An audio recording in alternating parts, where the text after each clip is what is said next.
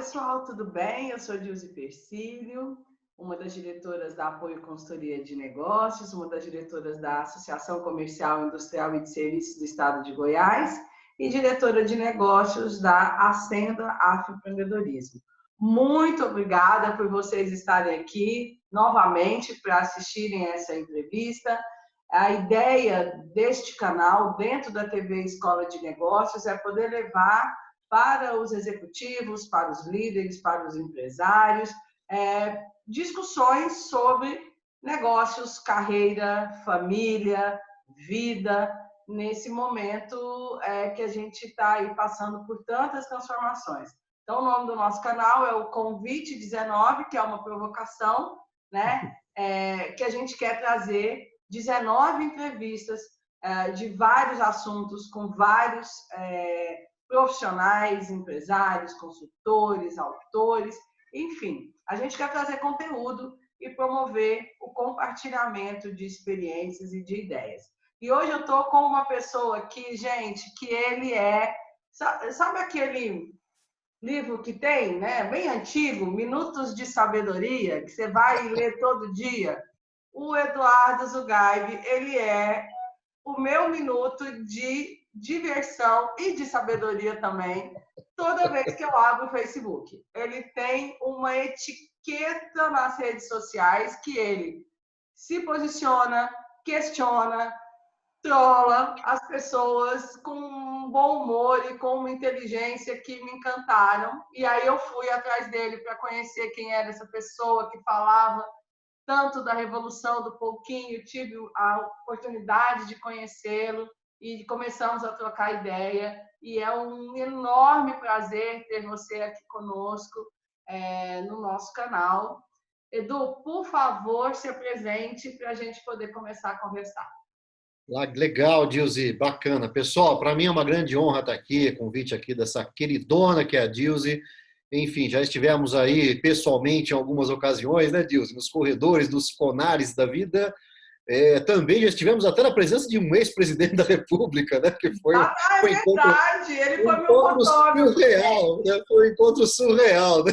Não, foi chique demais. Meu fotógrafo numa livraria de São Paulo, encontro meu colega de formação, sociólogo Fernando Henrique Cardoso, e fiquei parecendo grupo de fã de rock.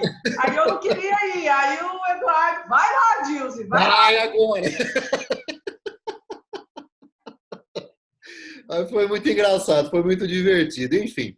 Bom, Dilze, deixa eu me apresentar, pessoal. Vou fazer um pitch de elevador aqui para a gente poder ter um pouco mais de tempo para conversar daquilo que interessa, né?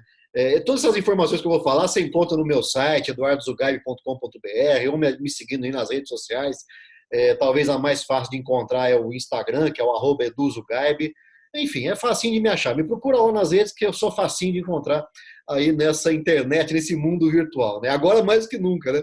E, enfim, eu sou profissional de comunicação, desenvolvimento humano, né? Eu já atuo aí nessa área de desenvolvimento pessoal e profissional há praticamente, oficialmente, há 10 anos, né? Antes disso, eu já realizava uma série de treinamentos, porém ainda muito ainda na linha de comunicação, comunicação interna. Eu venho da comunicação, trabalhei durante praticamente quase 18 anos em comunicação em termos de publicidade e propaganda, departamentos de marketing, produtoras de vídeo, né, veículos de mídia, enfim, dentro da comunicação, vamos chamar assim, institucional, eu trabalhei nos 4 lados do balcão, né? Ao longo desse período, né, nos últimos anos dessa jornada de 18 anos aí, eu fui migrando para o setor de educação, treinamento e desenvolvimento. Algumas pessoas perguntam para mim, poxa, Eduardo, você deixou de ser um profissional de comunicação? Eu falo, meu amigo, eu sou mais do que nunca um profissional de comunicação, né? Talvez mais ainda do que eu era quando eu atuava criando anúncio, quando eu atuava desenvolvendo planos de marketing e tudo mais. A única diferença é que eu pulei o balcão. Hoje eu trabalho dentro da organização, mobilizando a partir de programas estruturados de treinamento para a liderança, principalmente. Eu trabalho ali mobilizando e ajudando os times de liderança a construir, primeiro mapear, construir ou direcionar aquilo que a gente entende como cultura organizacional, né? Isso é um trabalho que nasceu da Revolução do Pouquinho, que foi o meu quarto livro. Ao todo aí eu tenho 7 livros, com esse agora mais recente, que é o Plano de Trabalho. A Revolução do Pouquinho, de certa forma, foi um grande divisor de águas na minha vida, porque dele nasceu também a metodologia Trilhas de Atitudes, que é o que norteia o trabalho da minha empresa, que se chama Academia da Atitude. Então, também está aí um outro site para vocês conhecerem aí, academiadaatitude.com.br. E a Revolução do Pouquinho é esse livro aqui que eu tive o grande prazer de, né, me tornar uma pessoa assim horizontal no Brasil, né? Eu consegui certamente conhecer o Brasil todo a partir do trabalho que veio consolidado nesse livro. Bom, apresentação feita, Dilson, eu acho que esse é mais ou menos. Eu sou pai da Maria Vitória, né? Uma criança deliciosa, né? De se acompanhar. Ela é uma As figura, viu? histórias, os posts, você fala assim, gente, uma vez eu mandei um comentário, falei assim, olha, se eu estiver precisando de uma madrinha, de crisma, uma tia, amiga, eu me candidato. Nossa, Ela é muito olha, boa. Dilson, e assim, ela dá um show, viu? Nessa época de quarentena, né? A gente tem até acompanhado aí, em contato com colegas, amigos aí, pais das coleguinhas dela nas escolas, né? A molecada tá espanando, né? E ela não, a bicha tá aqui, viu? Tá danada, viu? Ela sabe viver. Essa veio para ensinar como se vive, sabe?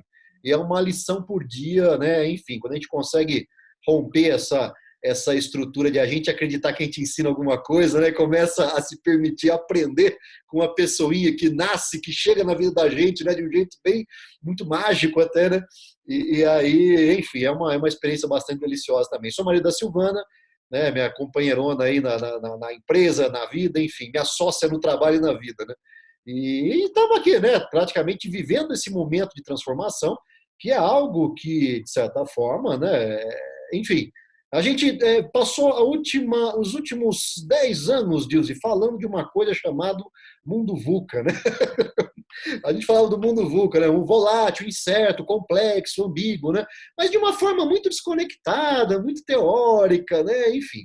Enfim, pessoal, nós falamos tanto que ele chegou, e chegou de uma forma violenta, né? Chegou de uma forma bastante disruptiva, bastante violenta, que tem obrigado a gente a compreender, dentro da concepção, até dentro de um dos principais conceitos da Revolução do Pouquinho, a mudança que abraça a gente, né? Na Revolução do Pouquinho, a gente trabalha 2 perfis de mudança. A mudança que a gente abraça, a sua carreira, o que você deseja, o seu projeto de vida, a sua família, seu carro, sua viagem, tudo aquilo que você deseja e corre atrás e constrói, né? E é o outro tipo de mudança que é a mudança que abraça a gente, né?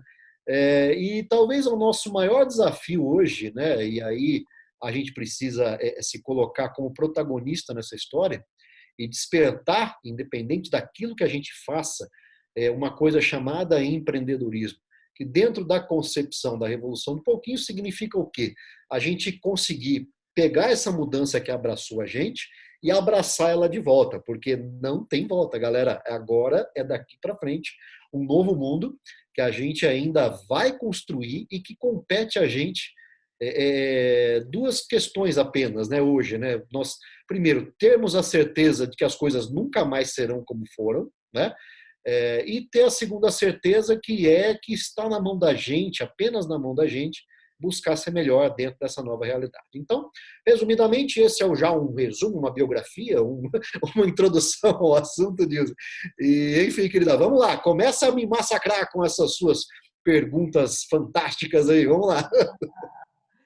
Então, Edu, assim, você tá com esse novo livro que Sim. quando eu fui te procurar para a gente conversar e você sugeriu o tema, não teria um tema mais adequado para a gente discutir, porque como você disse, as mudanças elas nos abraçaram e elas nos abraçaram estilo camisa de força, né? Não Ela foi, chegou dando chave de foi pescoço, né? Essa mulher. aquele abraço e beijinho de madame, né? Não, não. Não, foi aquela abraço de urso polar, meio misturado com camisa de força.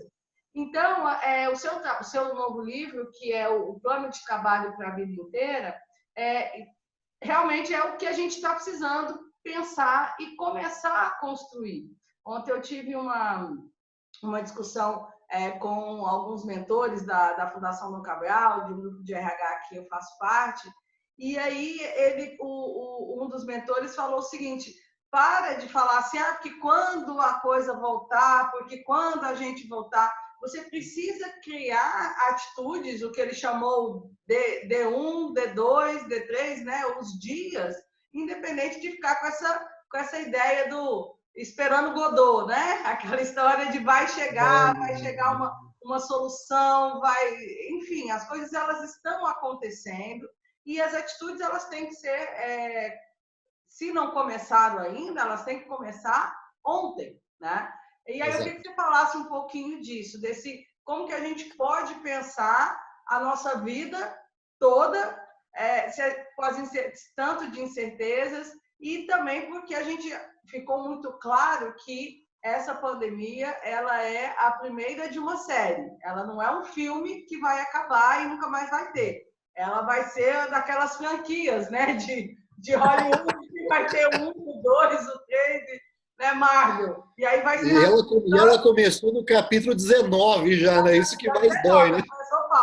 E aí ela vem brincando aí dessa questão do universo Marvel. Eu tenho os filmes maiores e depois eu ainda tenho ramificações dos outros.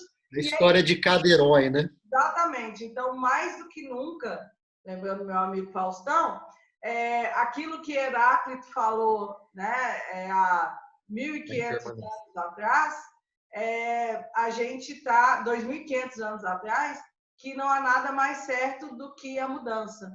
E aí eu queria que você falasse disso para a gente, como planejar num terreno ainda tão arenoso, tão movediço. Bom, a primeira coisa, né, que a gente pode falar de uma mudança macro, de uma grande disrupção, que é isso que nós estamos vivendo, né? Primeiro, não tenha essa pretensão ou essa utopia de que as coisas vão voltar a ser como eram antes, tá? Se você viveu, se você aproveitou bem o mundo que vai ficando para trás, né? É legal, bacana, tal, mas novos comportamentos serão necessários, não apenas para a adaptação das relações, do trabalho, das pessoas, das famílias, enfim, as relações sociais, mas também do ponto de vista até mesmo de saúde pública, né? Enfim, a gente vai começar a viver aqui no Brasil aquilo que a gente às vezes olhava em filmes filmes que retratavam a realidade na Ásia, por exemplo. A gente sempre via lá pessoas com máscara, né? Aquela coisa já tudo meio, né? A gente olhava, nossa, né? Que coisa exagerada, né? Bem-vindo a esse mundo, tá? Bem-vindo a esse mundo. Então, nesse momento, a gente pensar numa utopia, algo que seja lindo, maravilhoso, eu acho que é um tanto quanto romântico demais, né?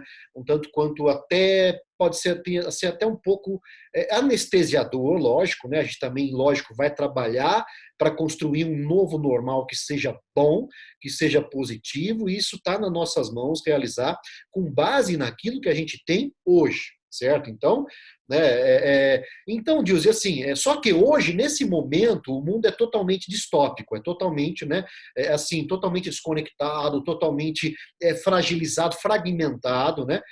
Enfim, tínhamos uma grande vidraça, chegou uma grande pedra, quebrou essa vidraça em 1 milhão de pedaços, e agora a gente vai tentar reconstruir isso a partir daquele monte de cacos de vidro que estão ali. Ali está a nossa vida e é ali que a gente tem que trabalhar, tá? Então, curiosamente, né, até um tempo atrás, as pessoas ficavam falando, né, zona de conforto, fuge da zona de conforto, né?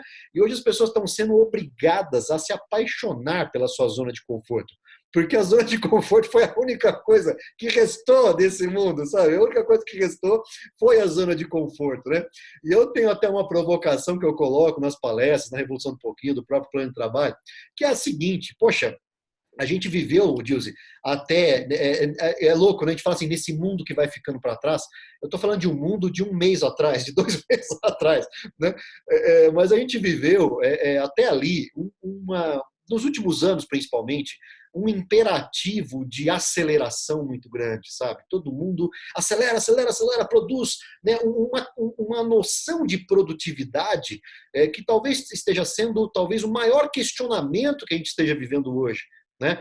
Porque era uma produtividade onde tudo era extremamente acelerado, porém extremamente superficial. Né? Nos últimos anos, nós vivemos praticamente a realidade de uma prancha de surf solta no mar. Né? extremamente veloz quando a onda chegava, porém extremamente superficial, né?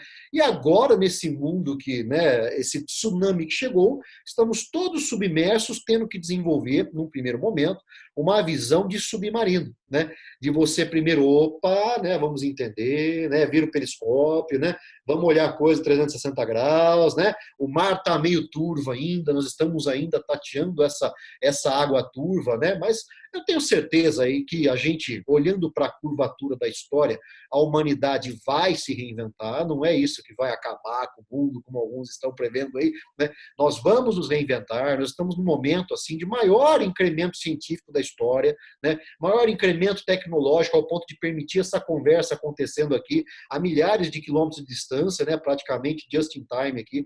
Então, tudo isso são fatores favoráveis que nós temos para ordenar nesse mundo novo, né, que nós vamos começar a construir, certo? Então, eu estava até brincando esses dias, né? Eu falei, eu nasci no ano 47 AC, né? Atualmente, essa é a minha data, né? Porque eu nasci, na verdade, em 73, né? Mas agora, com o antes do corona, né? Eu nasci no ano 47 antes do corona. Estamos vivendo uma espécie de ano zero que está marcando aí toda uma reinvenção da humanidade. E o plano de trabalho para toda a vida, né? Aí agora chegando na questão propriamente dita, ele versa, Dilce, praticamente sobre atitudes e valores que são universais e que mais do que nunca, nesse momento nosso, ajudam a gente a resgatar um pouco, né, aquilo, como você citou Heráclito aqui, eu vou me permitir também entrar um pouco aí de uma forma até um pouco filosófica, porém prática, tá, gente? No sentido de o que resta para a gente quando nós somos submetidos a doses fortes de mudança que pegam e arrasam tudo aquilo que nós temos de concreto e nos colocam num novo momento de reerguimento, é justamente a sabedoria que a humanidade, de certa forma, vem trazendo e acumulando e tornando isso, né, transformando o conhecimento em sabedoria. Quando a gente fala de filosofia, o ato de filosofar é exatamente esse. Conhecimento, você pode ter a melhor estante do mundo. Se aquilo não for transformado em sabedoria, né, em senso prático de aplicação daquilo, nós somos apenas grandes portadores de conteúdo, porém, né, grandes carregadores de informação. Mas se isso não tem uma aplicação prática, a gente acaba não transformando conhecimento em sabedoria.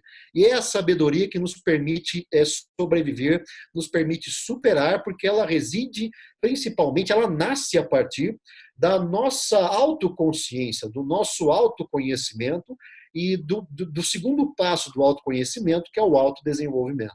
Então, e o livro trabalha nesse sentido, né, na perspectiva da gente compreender o que seria de verdade isso que se chama de felicidade, né, que agora parece que ficou uma coisa mais distante ainda para muita gente. E ali a gente coloca, dentro dessa perspectiva do plano de trabalho para toda a vida, a felicidade, a primeira provocação que existe é colocando a felicidade na perspectiva de um processo e não de um evento, né?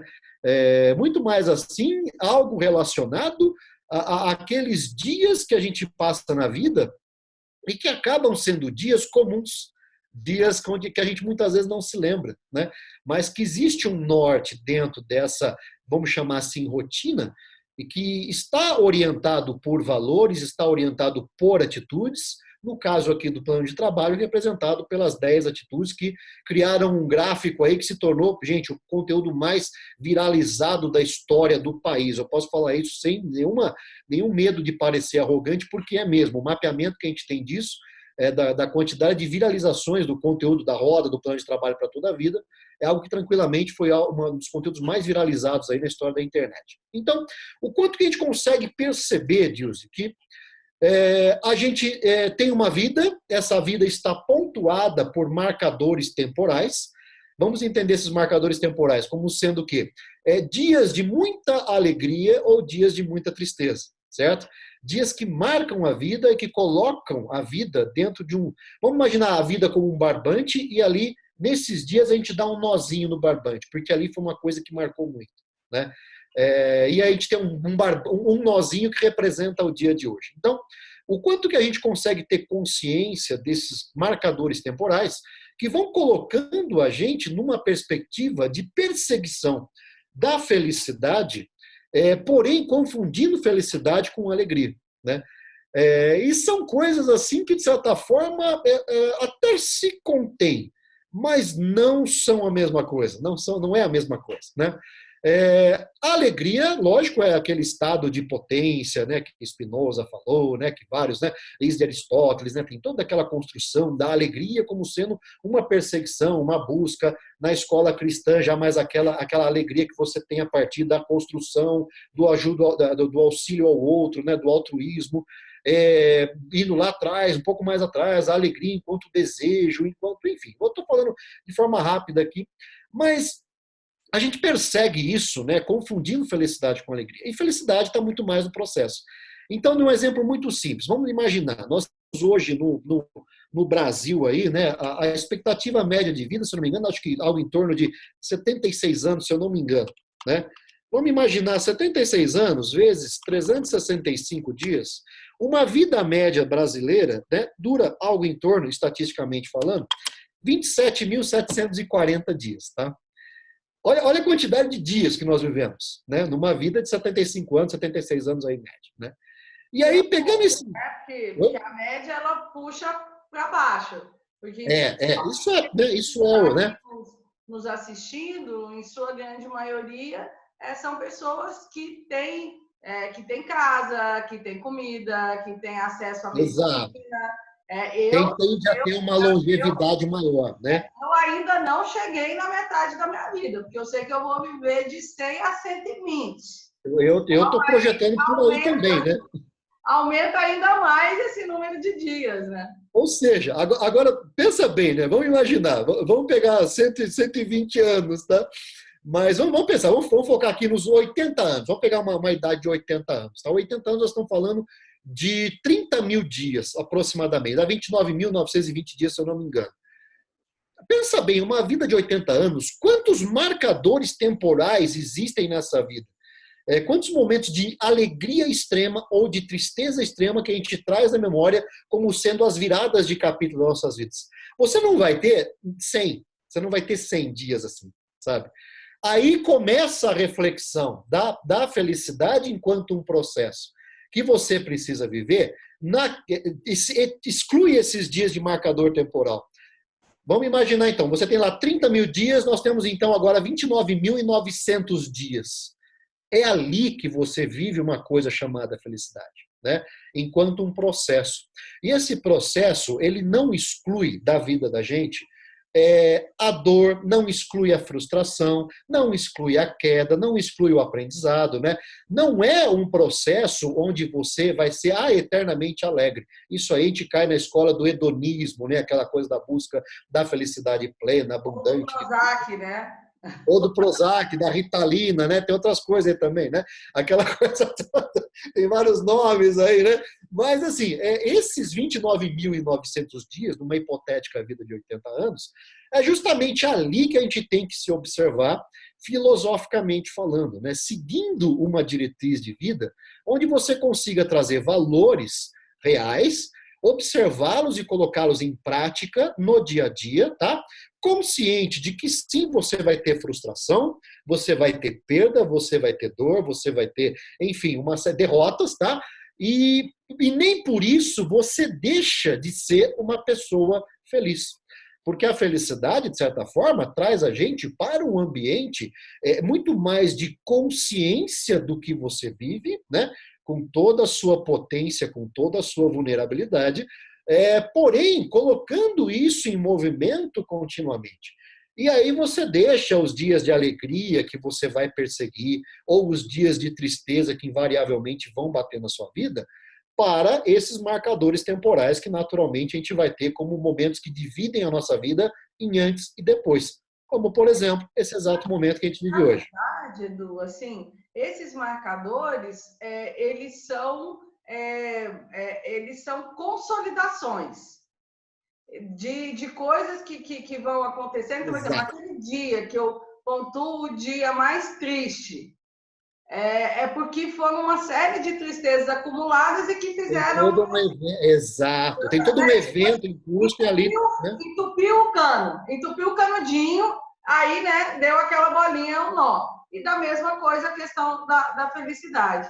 E aí você falando isso, essa questão de dias, me lembra os filmes que falam, sabe aqueles filmes que a pessoa, acontece alguma coisa e a pessoa acorda no mesmo dia?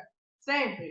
Começou com aquele lá do Dia da Marmota, esses Dia da dias Marmota, é um clássico, né? É um clássico, eu né? É. assisti um bem legal e com atores, né? Os protagonistas eram bem jovens, né? Depois, não sei se você assistiu, que chama Antes que eu vá, né? Acho que eu sei qual que é. Eu não E assisti, mas eu sei qual que é. e aí ela vive, ela acorda no mesmo dia, e aí vem aquela história. Bom, se é o mesmo dia, eu vou aprendendo, né, aquilo que deu certo, aquilo que não deu, Exato. etc.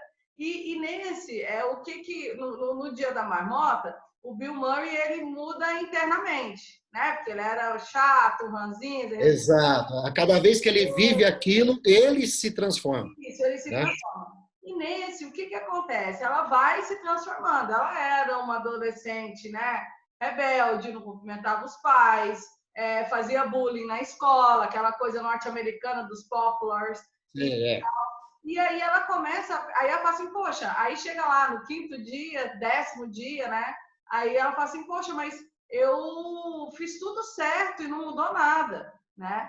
E até que chega numa situação em que né, aquela que era a mais prejudicada do filme, né? Dos Que atos era dela. problemática, que sofria bullying, etc. E a coisa muda quando ela toma o lugar da pessoa. Então, quando ela chega nesse momento de realmente se distanciar, né? Ela olhou pelo periscópio tudo e viu que precisava de uma atitude muito forte, porque senão os dias iam ficar. E tirando, né, essa questão realismo fantástico aí, é um pouco que a gente acaba fazendo no nosso dia. Né? Com Aquela certeza, coisa com tipo certeza. voar, que todo dia ela faz tudo Tudo sempre sempre igual, né?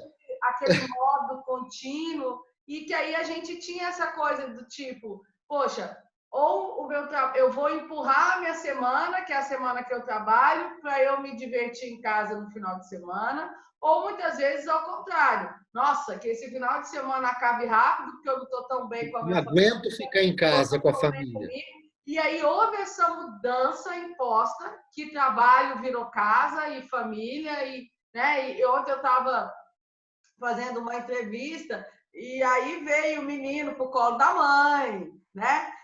Vem máquina, Passa gato, né? Passa... som da máquina de lavar, aí a entrevistadora, desculpa, mas é que minha mulher ligou a máquina de lavar e vai ter o barulho e tá tudo certo, o cachorro latindo, né? Não, essa metáfora do Dia da Marmota, gente, quem não assistiu esse filme é antigo já, com o Bill Murray, assista, porque ajuda a explicar um pouco o sentimento de muita gente hoje, né? Que a gente, assim, a gente vivia, de certa forma, uma escassez de tempo que nos paralisava, né? Até alguns dias atrás.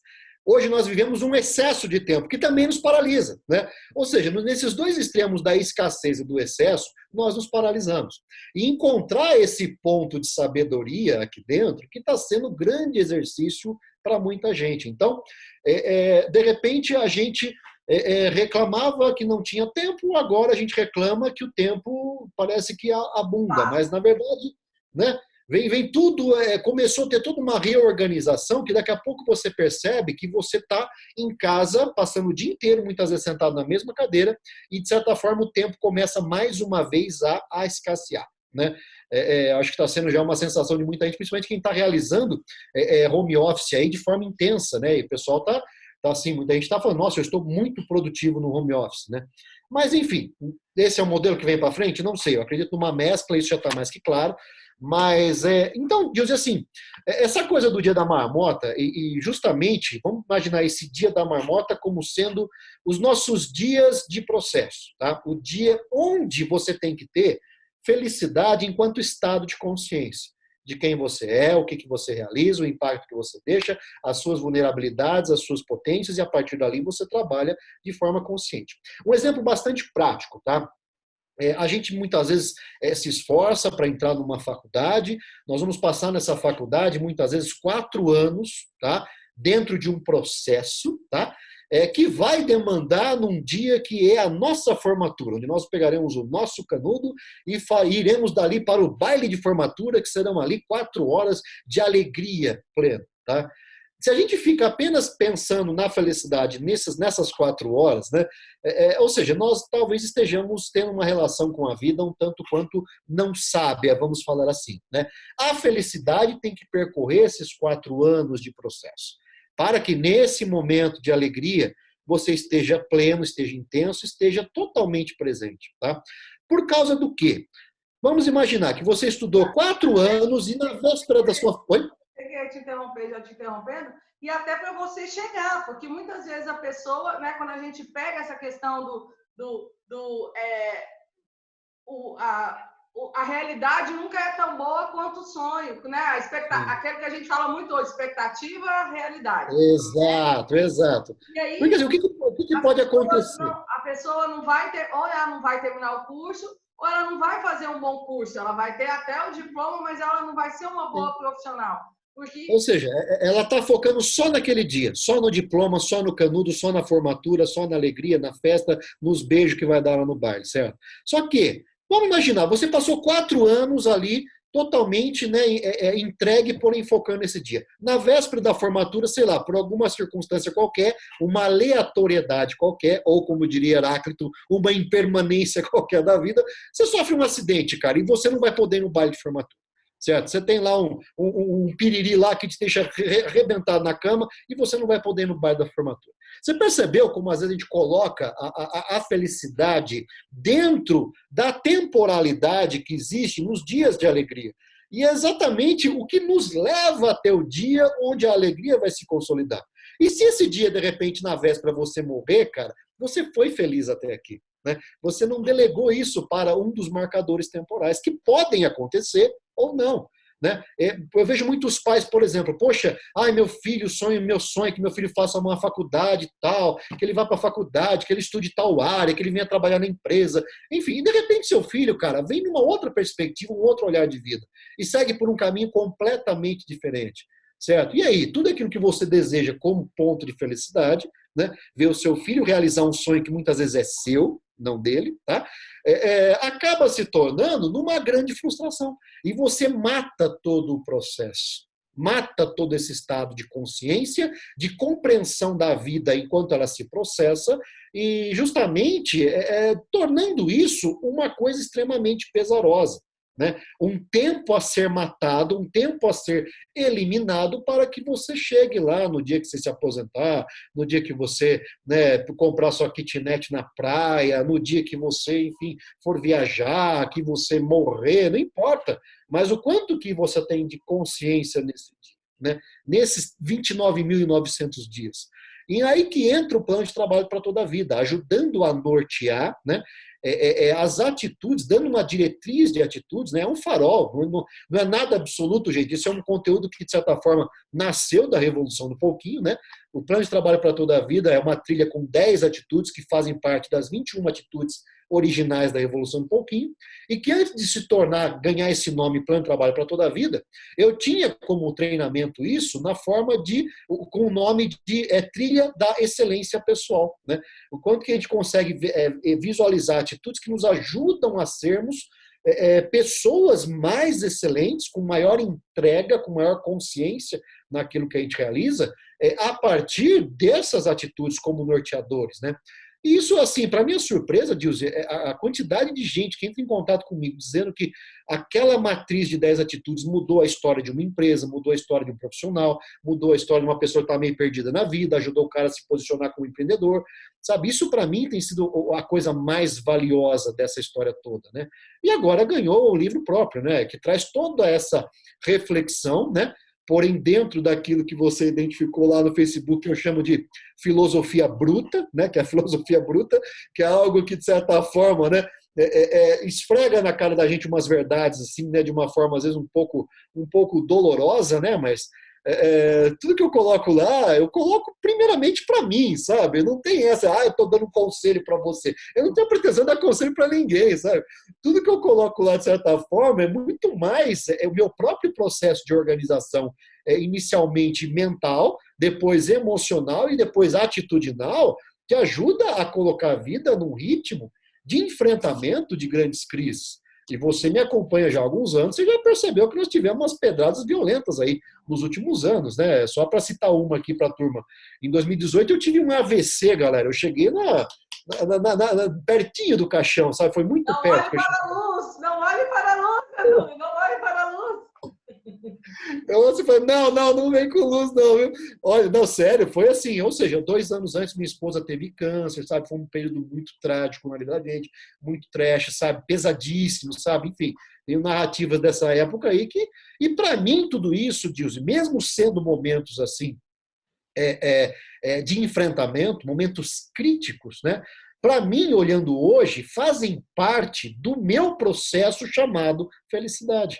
Né? Ou seja, houve a dor, houve a perda, houve a crise, houve a compreensão, houve a reconstrução, houve a superação. Né? Não foi só alegria. Alegria não é só quando você chega lá no dia do exame que vem lá, olha, você pode reduzir agora a frequência de idas ao hospital porque não temos aí registro, não temos metástases nem nada.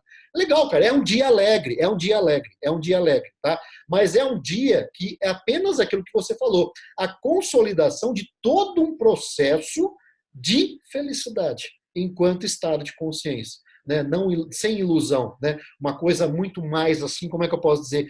Uma coisa muito mais, já que nós entramos pelo terreno da filosofia, uma coisa muito mais estoica, né? Você ser ali um estoico diante da vida, com consciência de que você tem um raio de ação muito forte que você consegue interferir, que você consegue influenciar, né?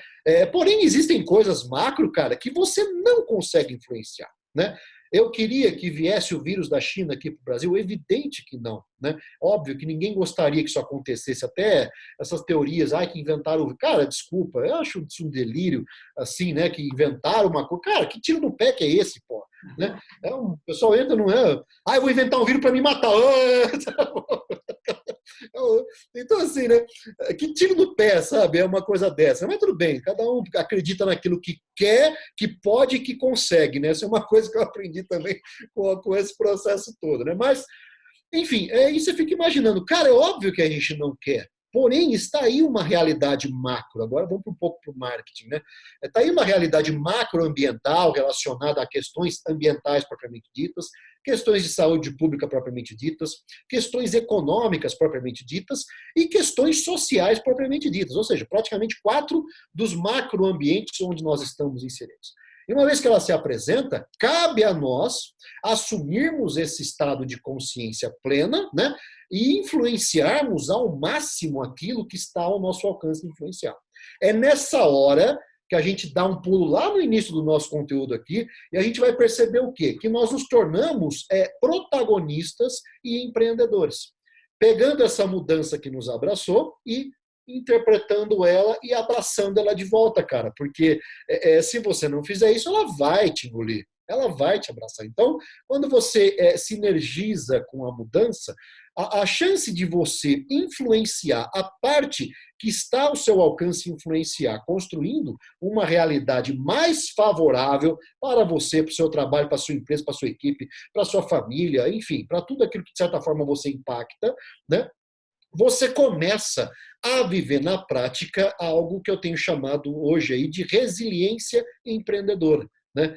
Essa nossa capacidade de, né, a partir de, apesar de todas as porradas, conseguirmos trazer o aprendizado disso, voltar para um novo normal, né? A nossa resiliência emocional, ela sempre chega num novo normal. Não é o normal da resiliência da física dos materiais, né, de onde veio o conceito, mas é o novo normal. O seu novo normal, qual que é? Ele traz o aprendizado da porrada que você levou. Ele traz o aprendizado da queda que você levou. Você entra, você sobe o sarrafo, você sobe a régua, né, do autoconhecimento. Então, o quanto que a gente consegue assim se interpretar nesse momento, e aí entra todas essas 10 atitudes aí, falando inicialmente de ética, de planejamento, de foco, de produtividade, de criatividade, de garra, de vontade, né? Da própria assim, produtividade, não no sentido imperativo que a gente viveu, né? De faça mais em menos tempo. Nós chegamos à conclusão que isso foi uma tremenda de uma... Para quê? Né? Ou seja, queríamos extrair o máximo, né? Esse imperativo empreendedor raso que a gente veio vivendo, né? Saia da zona de conforto, pule, mande tudo a merda, não sei o quê, blá, blá, blá, rasgue, fuja logo, né? Que botou um monte de palavrão em capa de livro por aí, que a galera fica impressionada. Bacana, tem muita coisa legal, muita coisa interessante, né? Mas assim, não é um discurso que serve para todo mundo. Não é um discurso que serve para todo mundo. Muitas vezes não é sustentável, né? Não é sustentável. E muitos desses gurus, né, vamos chamar assim, dos últimos anos aí, estão entrando em grandes rotas de questionamento público. Né? É só acompanhá-los nas redes sociais, você vai ver isso acontecendo ao vivo. Né? Por quê? Se vendeu um imperativo de sucesso de rede social. Né? Ou seja, na rede social você precisa ser feliz, você precisa demonstrar felicidade, você precisa demonstrar que você é uma pessoa que medita, que você é uma pessoa conectada com Deus, você precisa demonstrar que você é uma pessoa que come só bons pratos, que você só faz grandes viagens, que você só bebe bons drinks, né, como a turma coloca lá nas hashtags da vida. Né? Ou seja, é um imperativo de demonstração de felicidade que não se sustenta. Né? E a gente veio vivendo isso. E agora que nivelou todo mundo dentro de casa, você percebe que a coisa não é bem assim, né? Não é bem assim. E até porque a gente está num momento onde coisas que eram idealizadas, como a casa, a família, etc., né? A gente está vendo o lado A e o lado B mais fortemente, e coisas que eram muitas vezes, se não endemoniadas, mas pelo menos onde eu tinha muito mais adjetivos ligados a, poxa, meu chefe, ai, meu Deus, o trabalho, ai, não sei o quê, ai, o cliente e tal, a gente está sentindo falta, né? E aí, voltando nessas questões das redes, você tem um post, né? Fala, nossa, até saudade de falar do meu chefe eu tô, né? Porque agora não dá mais. Pois é, não seja, né? Meu coleguinha ali para poder falar mal do meu chefe. Então, acho que né? sociais, a gente trazendo agora, não só para a questão da felicidade, mas eu acho de tudo que a gente vive e que acompanha, né? Que constitui a nossa vida. E quando a gente fala da categoria trabalho, a gente ela é muito forte. E aí, acho que essa questão de mudar o lugar do trabalho, mudar o tempo do trabalho, mudar a forma de trabalho e mudar as relações de trabalho, nos mostram que, se a gente for pegar, então, a felicidade no trabalho não é a promoção, não é só quando eu recebo o meu salário, mas são todas as relações que eu construo, aquelas que me agradam, aquelas que não me agradam, né? Porque o que é o famoso que não te mata te fortalece, e aí você começa a sentir falta de coisas, né? Até assim, poxa, nosso salto, vou ter que pôr salto para ir trabalhar. Hoje a pessoa vai e põe salto em casa para poder fazer a reunião através da videoconferência, né? Você percebeu que você acabou de descrever o processo chamado felicidade, né? A gente vivia o processo, porém de uma forma inconsciente. E a gente tinha como alegria, não, meu fim de semana, ou minha promoção, ou o dia que eu for contratado, promovido, tiver aumento, blá, blá, blá. E hoje o que sente falta é exatamente do processo, né? Hoje você até vive, legal, tô aqui em casa, um novo modelo, tudo. E aí entra uma coisa muito, muito contundente aí também, que também é uma das atitudes aqui do Plano de Trabalho para toda a Vida, é a 10ª atitude, na verdade, que ela representa uma coisa chamada propósito, né? Ou seja, o mundo muda, as tecnologias mudam, as relações de trabalho mudam, isso é uma coisa que é orgânica e vai mudar sempre, tá? E vai mudar sempre. Então, a gente que tem que começar a se situar dentro disso tudo, né? Novas organizações, novos ordenamentos vão ser necessários de tempos em tempos. Óbvio, né? Óbvio, isso é óbvio, não tem por que ficar romantizando o negócio, né? Quando a conta não fecha, amiga, não tem romantismo que sustente uma planilha onde o número final é vermelho. Não tem, tá? Enfim, vamos trazer a coisa para o plano prático agora, né? Mas assim, nessa questão, propósito é exatamente o que nos sustenta nesses momentos de transição, né? Porque eu enxergo o propósito como sendo uma porta que divide duas grandes salas na nossa vida, tá? A primeira sala é a sala da nossa história, a sala que nos trouxe até aqui, né? Onde nós estamos ali com tudo aquilo que nós vivemos até o dia de hoje, tá? Coisas boas, coisas ruins, né? Vitórias, derrotas, quedas, levantares, né? Enfim, uma série de conquistas, dores, tristezas, grandes alegrias, tudo aquilo já consolidado na vida que vai ficando para trás é o que é a nossa história, tá? E que nos traz até o dia de hoje. No dia de hoje é onde a gente tem que viver um propósito muito claro, certo? E depois dessa porta, a outra sala que você tem é a sala do que eu chamo de legado consciente. Que transformação consciente eu realizo no dia de hoje, pensando no legado que eu estou construindo diariamente. Porque até aqui, o que você já viveu, já tem um legado, já tem um rastro deixado para trás, né? Às vezes a gente não tem consciência desse rastro. E quando você fala de um processo filosófico impactando sua vida, é quando você começa a perceber como que você transforma seu conhecimento em sabedoria ao ponto de impactar esse mundo e tornar isso visível em termos de ganho positivo para a sua vida, a vida das pessoas que você impacta, enfim. Ou seja, um legado consciente. Isso é muito fácil de fazer um exercício, gente, no dia a dia.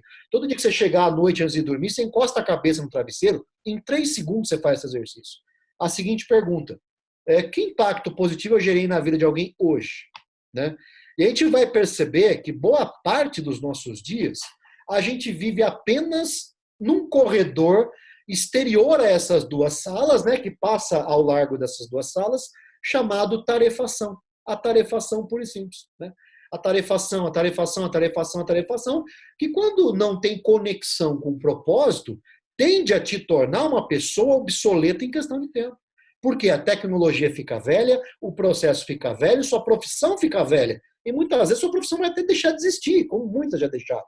Né? Agora, o quanto que você tem um propósito é o quanto você se apaixona, não pela sua profissão, não pela tecnologia que permeia ela, não pelo tipo de tarefa que você realiza, mas o quanto você é apaixonado pela dor que você cura ou alivia no mundo lá fora. Ou seja, o quanto nós somos apaixonados, e aqui nós temos pessoas de vários setores, pelo problema do nosso cliente. É isso que te mantém com o propósito vivo no dia de hoje. Porque você ficar assim, morrendo de amor pelo seu produto, ai, o meu livro, nossa, que coisa, adoro. Tá, isso aqui fica velho, cara. Isso aqui fica velho, né? Eu tenho que ficar atento com o tipo de dor que isso um dia curou, porque isso vai ficar velho, mas a dor, ela é perene. A dor permanece. O problema permanece. Também muda de conflito, mas a dor é essencial e ela permanece. E se apaixonar por essa dor é você descobrir o que é um propósito claro. E as pessoas ficam, às vezes, muito focadas na empresa, na tecnologia e tal, né? Ou seja, hoje todo mundo confinado. Imagina aí a pessoa que tinha um trabalho, porta aberta para a rua, que recebia o cliente, o bafo do cliente ali, com todos os vírus que pudessem estar contidos ali naquela relação. Sabe? Hoje o cara está tendo que se reinventar e interpretar a dor desse cliente à distância. Né? Ele está tendo que fazer uma leitura de atendimento desse cliente a partir do Instagram, a partir do WhatsApp, a partir, né, da rede lá que o cara está colocando ali os problemas dele, as frustrações e tudo mais. Ou seja, a dor continua, cara. Mudou o momento, mudou o contato, mudou a tecnologia. Ou seja, o que para você era uma rede social, hoje se tornou uma loja. Né? Agora, o quanto que a gente tem a consciência disso para construir essa relação que vai se fortalecer, que é o quê? O online chegando na nossa vida de um jeito violento, porque a gente sempre tinha uma noção, o online, mas não é hora ainda, o online, um dia nós vamos pensar nisso, um dia teremos nosso EAD, um dia faremos a palestra online, um dia, né? A gente sempre olhava isso como uma realidade que a gente corria e ela sempre corria um pouco atrás, né? Você assim, ela ia, né? Ela estava sempre longe, né? A gente que trabalha com recursos humanos sabe muito bem disso, né? Daqui a pouco, o que ela fez? Ela virou e veio com tudo. Ela virou e veio com tudo, chocou. Ela virou um Pac-Man, né? Virou, exatamente. Né? Eu diria assim, né? Ela era aquele caminhão, né? Que você tá com o seu fusquinha aqui atrás e você andava e chegava perto, mas o caminhão andava, né? Chegava perto, o caminhão andava, né? Daqui a pouco o caminhão deu um cavalo de pau e veio de frente com você. Sabe? Ou seja, a gente está nesse momento, sabe, de entender essa ruptura, né? E aí tudo isso criou uma nova ordem que, lógico, gente, vai voltar a ter o presencial. Claro que vai. A humanidade não é estúpida ao ponto de não buscar e não mobilizar toda a comunidade científica para encontrar uma solução para isso, como já encontrou em outras épocas, em momentos onde não tinha tecnologia e toda a pesquisa e toda a sabedoria acumulada que a gente tem hoje. Nós vamos sair dessa. A questão é, um novo mundo vai ser acoplado nesse mundo, né, que era o mundo presencial, que agora vai ser acoplado com violência. E a gente vai ter que entender essa violência, nós vamos ter que interpretar isso e se reinventar. Quem já tem uma visão, um pensamento mais digital, não estou nem falando de tecnologia, mas o pensamento digital, essas pessoas tendem a se adaptar mais rápido nessa nova realidade. Né? Novas gerações tendem a se adaptar mais rápido nessa realidade. Né? Quem curtia a sua casa, né, e não fazia do trabalho um ponto de fuga para as relações familiares, também não está sofrendo tanto quanto outros aí que estão sendo obrigados, né, a ter 24 horas, 7 dias por semana de relações familiares interseccionadas no mesmo tempo do dia a dia do que sobrou de trabalho. Ou seja, a gente começa a perceber... Inclusive mudando o papel, seu papel dentro de casa. Total. Então, né, seja o pai ou a mãe que trabalhava mais fora e ficava menos em casa. Agora não, as coisas têm que ser divididas. Eu não tenho, né, aquela questão da funcionária ali ou para fazer o serviço. Né?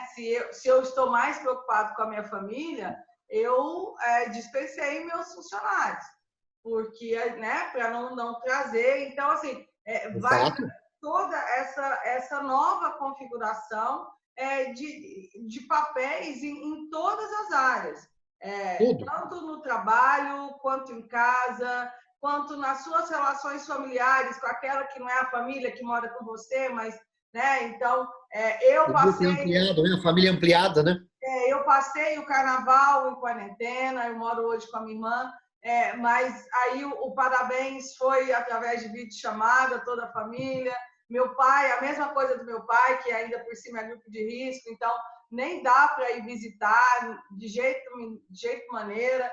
Então, assim, você começa a rever, né, e dar valor justamente àquele, poxa, mas todo domingo tem que ir lá almoçar na casa do meu pai? Né? Você fala assim, puxa, domingo eu não estou almoçando na casa do meu pai. Exatamente, muda, exatamente. Né? Ou seja, é o extremo da falta, né? Nós nos paralisamos agora pelo extremo da falta, né? Ou seja, a gente, Dilze, a gente que trabalha com recursos humanos, com, enfim, conteúdos aí, a gente já há alguns anos, né, eu até tenho um livro que está na minha estante aqui, que fala do ser integral, né, da educação integral, desenvolvimento integral, né, mas o pessoal sempre viu isso também como uma coisa legal, né, fazer a rodinha da vida, aquela coisa toda, né, clichê pra cacete, né, enfim. Mas, cara, hoje o negócio vem com uma violência tão grande que você tem que pensar em equacionar todos esses fatores, né? O seu fator pessoal, autodesenvolvimento, seu fator familiar, seu fator social, seu fator profissional, seu fator social, ambiental, seu fator espiritual, que não tem a ver com religião, ela até cabe aqui dentro, mas não é muito mais ampliado o negócio. Né? Você pode ser ateu e ser uma pessoa espiritualizada, cara, tranquilamente, né? Você tem uma consciência de uma conexão sua dentro de algo maior onde você está inserido. Né, onde você doa, onde você nutre, enfim. E aí tudo isso, de repente, se torna uma prioridade, uma equação. Né? Então, mais ou menos assim, né? De repente a gente estava correndo atrás dessas coisas soltas, de forma solta, né? Aí veio a vida e fez isso, botou tudo num pacote, botou em cima da sua mesa, te trancou dentro de casa e falou para você, resolve, resolve, tá? E esse resolver, que está sendo o grande desafio de muita gente, é que tinha ou o fim de semana como rota de fuga do trabalho, né? Não gostar do que se faz e apenas se arrastar sem propósito algum, apenas no ambiente da tarefação, sem senso de história, sem senso de legado, apenas ali vivendo a tarefa do dia a dia como algo a ser transposto toda semana para chegar no pódio do final de semana e tomar sua cervejinha com toda a honra e toda a glória, certo? Agora, aí, e ao mesmo tempo o caminho inverso, né? A pessoa que tem o trabalho como rota de fuga para relações desestruturadas na família, relações desestruturadas nas relações sociais, né? E, ou seja, daqui a pouco tudo virou uma coisa só. O ser se tornou integral, né? De uma forma né? Cara, agora é o cubo mágico e ele está misturado. Então, é isso que você tem que equacionar. Não é mais aquele cubo mágico bonitinho, uma cor de cada lado. Não, fizeram isso. Você é isso agora, cara. Né? E é Você é isso. Você tá difícil, né? E assim, tudo mistura. Né? só para a gente encerrando, isso tudo que a gente falou me lembra também um conceito que a gente estudou na sociologia, que é da teoria da representação, onde a gente diz que todos nós somos atores. Sim, papéis, né? A Papéis. diferença, só que a gente tem uma diferença. Eu tenho os atores que são sinceros, que acreditam naquele papel que eles representam, e temos os atores cínicos, que são o que a gente falou aí do Instagram, né? Que quer vender algo que não é. não é. E aí, o que a gente, o que eu sinto das pessoas e que está gerando tanto ansiedade, tanta angústia, tanta reflexão, é que esse papel ele precisa ser reescrito, porque algumas coisas que anteriormente o tornavam um ator sincero, ou seja, coerente. Super-herói, né? Um super-herói, né? Então, a casca ficou igual, mas o que sustenta essa casca mudou. Então, eu tenho uma outra metáfora, Dilze, para explicar isso, né? Ou seja, nós vivíamos aquela coisa, vestíamos uma roupa de super-herói brilhante, poderosa, e botávamos a cueca por cima da calça, certo? Como era, né, o super-homem aí até alguns anos atrás, né? E esse movimento todo obrigou as pessoas a tirar a cueca de cima da calça, né? Porque aquilo em algum momento apertou. Você querer sustentar uma realidade invertida, né? Cueca é debaixo da calça, para quem não sabe, né?